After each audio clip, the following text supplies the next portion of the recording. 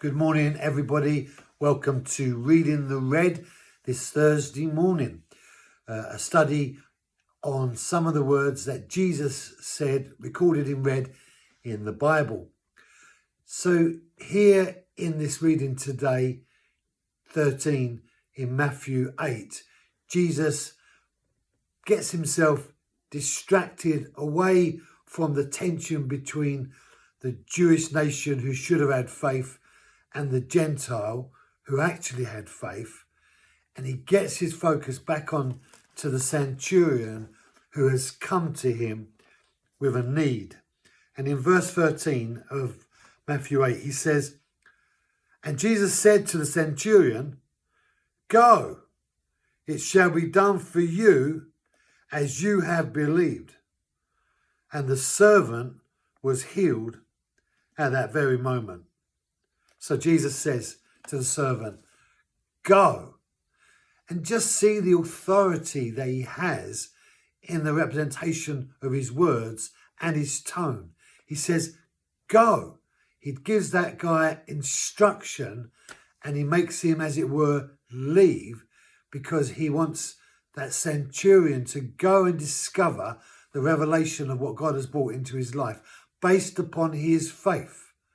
So the centurion was here and the sick person was there, and Jesus is saying, go from here to there and see what good, great things God has done for your servant in bringing this healing, and for you who have exercised this great faith that I'm so impressed with.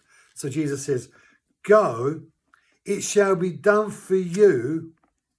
So here it is. He's going to get home and he's going to discover that God has responded to the faith that he exercises. Go, because it has been done for you. And these words here, as you have believed. As you have believed.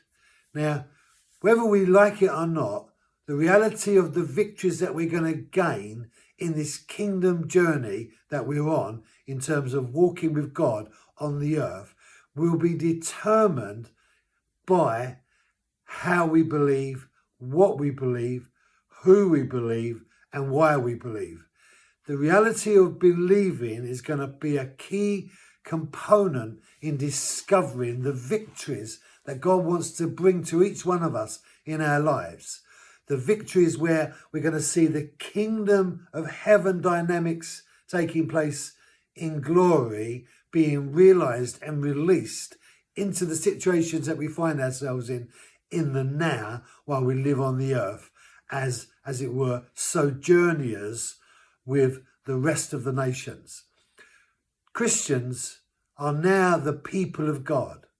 Not that the Jewish nations aren't, because they clearly are, and God is going to graft them back in. But for now, this season of dispensation, Christians are the people of God.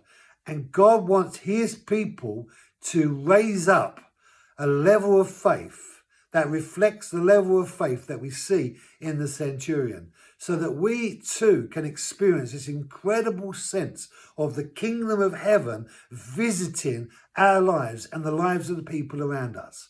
So often we have settled for less, but God wants us to be those who pursue more. And the key component in obtaining the reality of the more of the kingdom is built around our ability to believe.